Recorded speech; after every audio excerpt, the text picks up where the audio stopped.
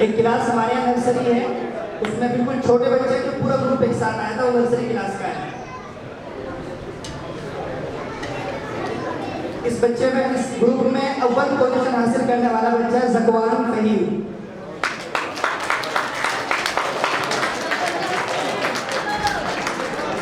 इनके पुरुष बताने का है रिजवान भाई का है ऊपर आ जाओ।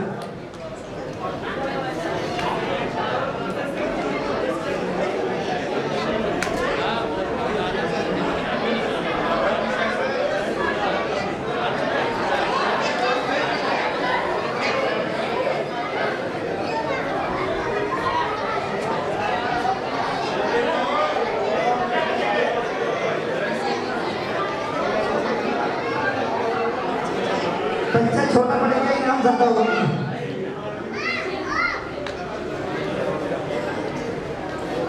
दो पोजीशन हासिल करने वाला बच्चा है माज नजम।